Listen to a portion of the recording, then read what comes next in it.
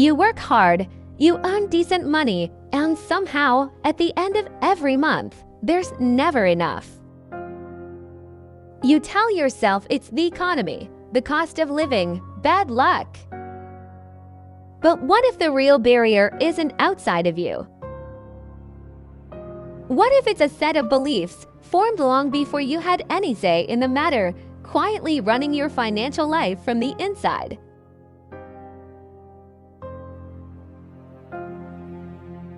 Hi, I'm Hana, and welcome to Mind Bloom.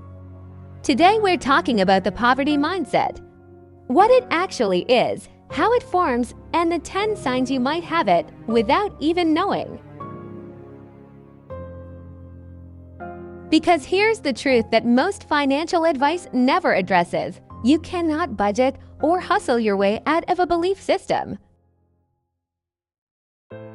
You have to see it first. Sign 1. You believe money is the root of all problems. Not just stress, problems, moral problems, character problems. Deep down, you associate wealth with greed, corruption, or a kind of coldness you don't want to become. And so unconsciously, you push money away. Not because you don't want it, but because some part of you believes that having it would make you a person you don't want to be.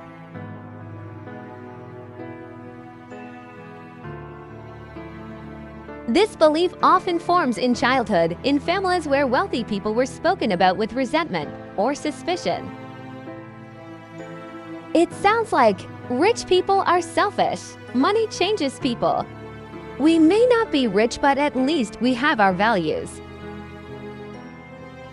These statements aren't necessarily wrong, but when they become core beliefs, they create an invisible wall between you and financial growth. Because your brain will always work to keep your actions aligned with your identity. And if wealthy feels like wrong, you will find ways, often unconscious, to stay away from it. Sign 2. You think rich people got lucky or cheated, never worked for it. Every time you see someone financially successful, your first thought is, must be nice to have connections. I wonder what they did to get there.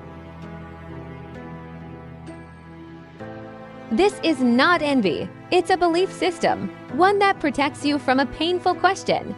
If they built it through effort and intention, why haven't I? The poverty mindset reframes others' success as unearned to avoid confronting the discomfort of comparison. And in doing so, it removes from the picture the one thing that actually explains most financial outcomes: consistent, specific behavior over a long period of time. When you believe success is luck, you don't study what successful people do differently. You don't adopt their habits. You wait for your own luck, which tends not to arrive on a schedule.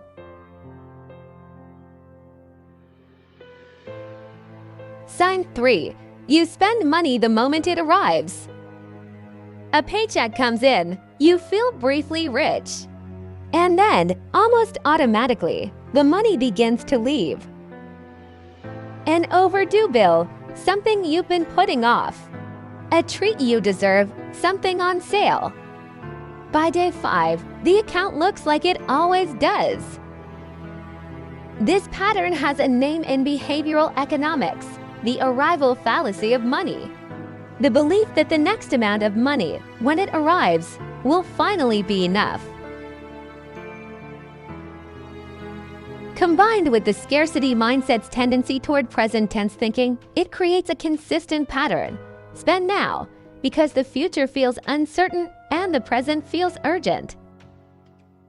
The psychology here is important. It is not lack of discipline. It is a learned relationship with money as something temporary, something that passes through rather than stays. Sign 4. You feel uncomfortable talking about money. In your family growing up, money was either never talked about or only talked about with stress and argument. So you learned money is a sensitive subject. Don't ask, don't discuss, don't plan out loud. And now, as an adult, you avoid financial conversations. You don't negotiate your salary. You don't ask about pricing. You don't look at your bank statement unless you have to. This avoidance is deeply costly because every financial decision you don't make consciously gets made by default, usually in someone else's favor. The mortgage you didn't negotiate, the raise you didn't ask for. The subscription you forgot about for 18 months. Silence around money is expensive. Sign 5. You think in terms of what things cost, not what they're worth. This is one of the most fundamental differences between scarcity and abundance thinking. The scarcity mindset sees a price tag. The abundance mindset sees a return. When someone with a poverty mindset sees a course that costs $300, they think, "I can't afford that." When someone with a wealth mindset sees the same course, they think, "If this helps me earn more, it pays for itself in a week."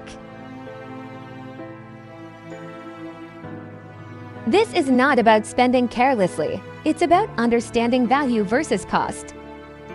Almost every wealthy person you've ever heard of invested in themselves, in education, in skills, in tools, before they had the money to make those investments comfortable.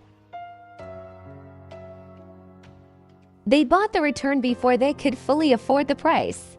And the scarcity mindset, focused entirely on the price, misses the return entirely. Sign 6. You feel guilty when you spend money on yourself. Not on bills, not on necessities, on yourself, on something you enjoy, on a quality item that would make your daily life better. The poverty mindset often carries deep belief that comfort and pleasure are for people who have more. That spending on yourself before every obligation is met is irresponsible, selfish, or premature. And so you deprive yourself of small things, a better tool, a comfortable piece of clothing, a meal you actually want, while larger sums quietly drain out through bills, impulses, or other people's needs.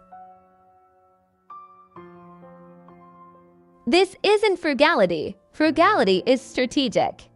This is a belief that you don't deserve the small pleasures until you've reached a financial threshold that keeps moving.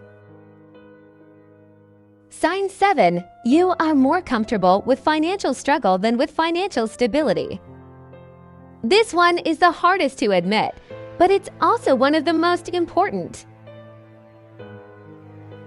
When money becomes unexpectedly available, a bonus, a raise, an inheritance, something subtle happens. Discomfort, a feeling that this can't last, a sense that something will go wrong. And often, something does, because the scarcity mindset doesn't trust abundance.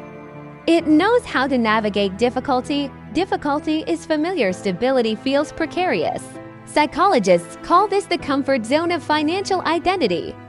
Your nervous system will create circumstances that feel familiar even when familiar means financially stressed.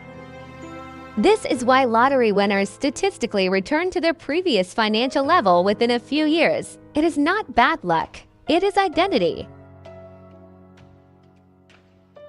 Sign 8. You believe your financial situation is fixed by factors outside your control. The economy, the government, your family background, where you were born. These things are real. They matter. Systemic factors in financial outcomes are documented and significant. But there is a difference between acknowledging these factors and giving them complete authority over your future. The poverty mindset tends toward what psychologists call an external locus of control, the belief that your outcomes are primarily determined by external forces rather than your own actions. And when you believe your situation is controlled from outside, you don't take the actions that are within your control. Why would you, if it doesn't matter what you do? Why do anything differently? The shift is not pretending structural barriers don't exist. It's choosing to act on what is within your control, even while acknowledging what isn't. Sign 9. You compare yourself down, not up.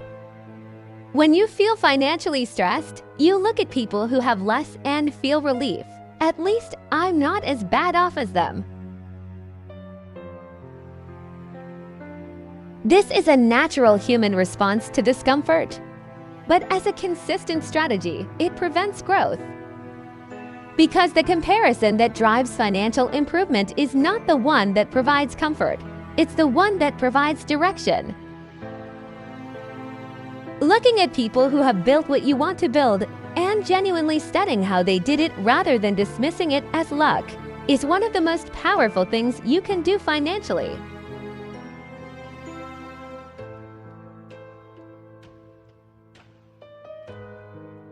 The poverty mindset uses downward comparison to feel temporarily better. The growth mindset uses upward comparison to feel temporarily motivated. Sign 10. You believe financial success requires sacrifice of things you value: family, time, integrity. That to be wealthy, you have to work so hard you never see the people you love, or compromise on your values, or become the kind of person you swore you wouldn't be.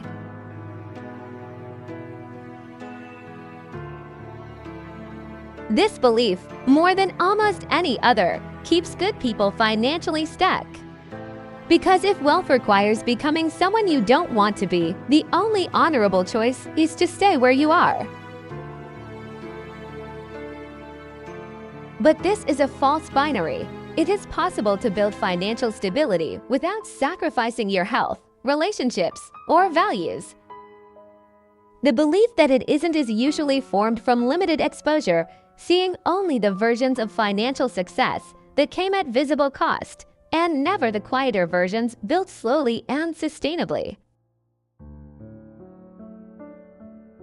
So, how many of those 10 signs felt familiar? I want to say something important before we finish. A poverty mindset is not a character flaw. It is not stupidity or weakness. It is a set of beliefs formed in response to real experiences, usually in childhood, usually in environments where money was genuinely scarce or genuinely stressful. Those beliefs were adaptive then. They made sense in the context they formed. The problem is that you carry them into contexts where they no longer serve you, and they continue to shape your financial decisions, often without your awareness. Changing them is not about positive thinking or affirmations.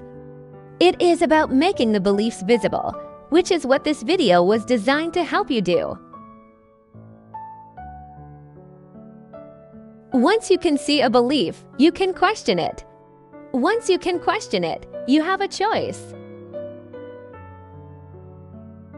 That choice is the beginning of something different. If this video helped you see your own financial patterns more clearly, please share it. Someone you know is working incredibly hard and wondering why it's not working, and they need to understand that the obstacle might be internal, not external. I'm Hana. Take care of yourself. I'll see you in the next one.